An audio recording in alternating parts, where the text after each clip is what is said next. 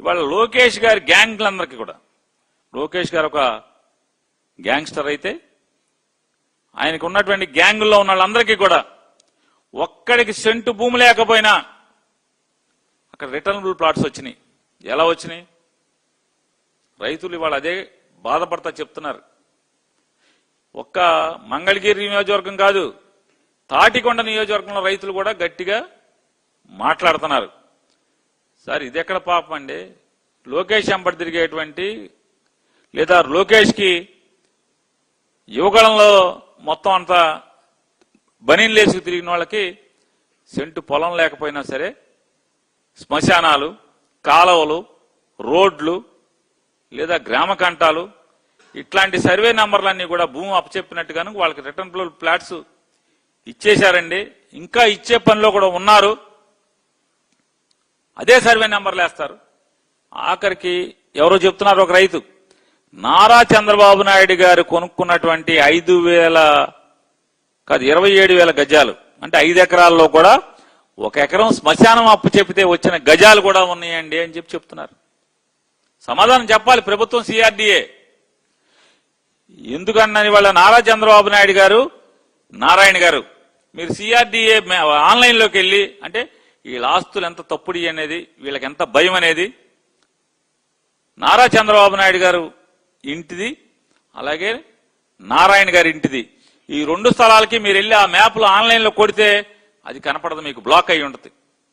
మీకు అమరావతిలో ఉన్నటువంటి ఏ ప్లాట్ నంబర్కి వెళ్ళి ఏది కొట్టినా సరే ఆ ఫైల్ డేటా అంతా వస్తుంది, వాళ్ళ ఆస్తి వివరాలంతా వస్తాయి. నారాయణ గారిది మాత్రం నారా చంద్రబాబు నాయుడు గారిది మాత్రం 2 బ్లాక్ అయి ఉంటాయి. ఎందుకు? ఏంటి కదా? ఎందుకు ఈ రహస్యం?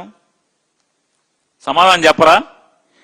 బూతులు తిట్టే బదులు సైకో అని, గొడ్డల పార్టీ అని ఆ సొల్లు కావదు.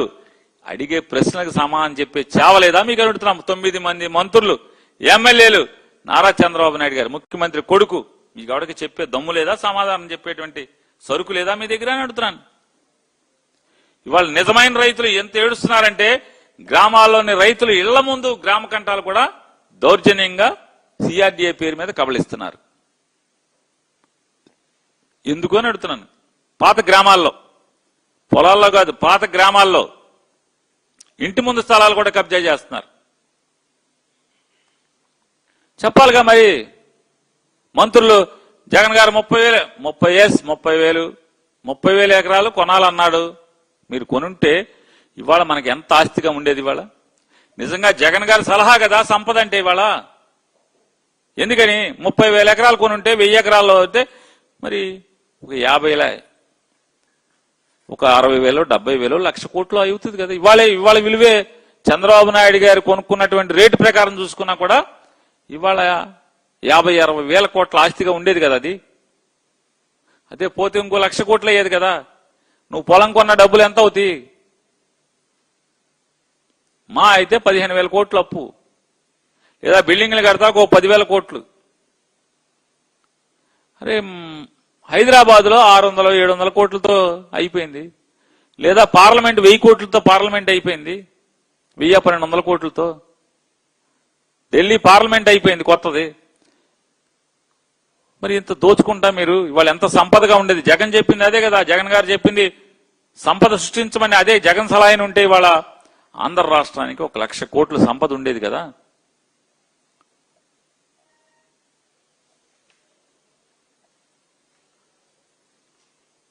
మేము ఒకసారి ఈ ప్రభుత్వాన్ని, నారా చంద్రబాబు నాయుడు గారిని అలాగే మంత్రులందరం కూడా గట్టిగా అంటున్నాం, బూతులు మానండి. గొడ్డలి పార్టీ, ఆ పార్టీ, ఈ పార్టీ ఎన్ని మానండి. మీకు చావు ఉంటే, సత్తా ఉంటే, మీలో నిజాయితీ ఉంటే లెక్కలు చూపించండి. లెక్కలు చూపించండి. మేము అడిగే ప్రతి డాక్యుమెంట్ని ఆన్లైన్లో మీడియాకి అప్పచెప్పండి, మీడియాకి ఇవ్వండి.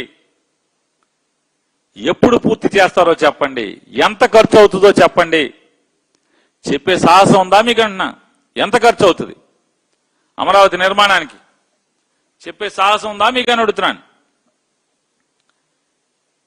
చెప్పే సాహసం లేదు.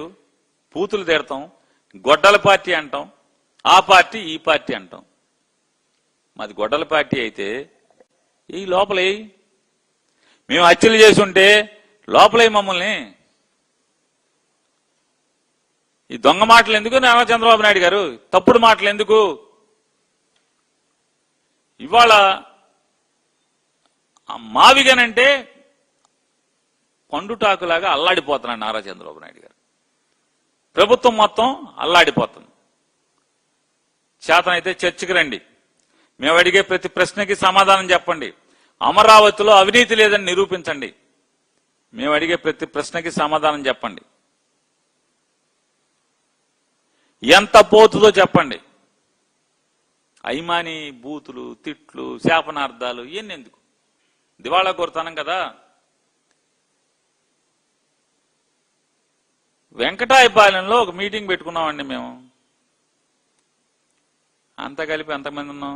25 మంది కూర్చున్నాం. 25 మంది ఒక చోట అది భోజనం పెడతాను రమ్మని తోట తిమ్మూర్తులు గారు పిలిచాడు.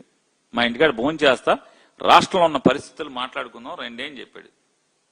అక్కడి నుంచి కంగారు, కోసాలు కదులుతున్నాయి, వీళ్ళ పునాదులు కదులుతున్నంత భయం. మేమే మాట్లాడుకున్నాం అంటే ఆంధ్రజ్యోతి రాధాకృష్ణ గారు రాస్తాడు, కాపుల్ని చీల్చండి, కాపుల్ని నరకండి, లేదా కాపుల్ని 2 ముక్కలు చేయండి. ఎవడ ముక్కలు చేయాల్సిన? ఏ కులాన్ని ముక్కలు చేయాల్సిన? అసలు ముక్కలు చేయాలని ఆలోచన వస్తే కమ్మారినే 2 ముక్కలు చేసి మాకో కమ్మారికి మాకో మొక్క మీకో మొక్క ఉంచుతాం. ఏ కమ్మారు మనుషులు కాదేంటి? ఏ మాకొద్దాళ్ళు?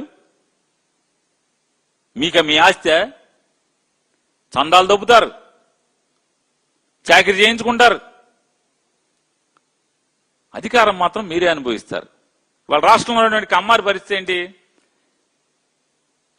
లోకేష్ నాయుడు గారికి, చంద్రబాబు నాయుడు గారికి, కిలార్ రాజేష్ గారికి, ఏబిఎన్ రాధాకృష్ణ గారికి, లేదా బిఆర్ నాయుడు గారికి, రామోజీరావు గారి కుటుంబానికి, వీళ్ళు తప్పితే ఎవడ అధికారం అనుభవిస్తున్నాడు చెప్పండి? ఆఫీసుల్లో ఏ ఆఫీసులో అయినా లంచం ఇవ్వకుండా ఎవరన్నా పనిచేయించుకునే కమ్మారు ఉంటే ఒకటి చెప్పండి నాకు.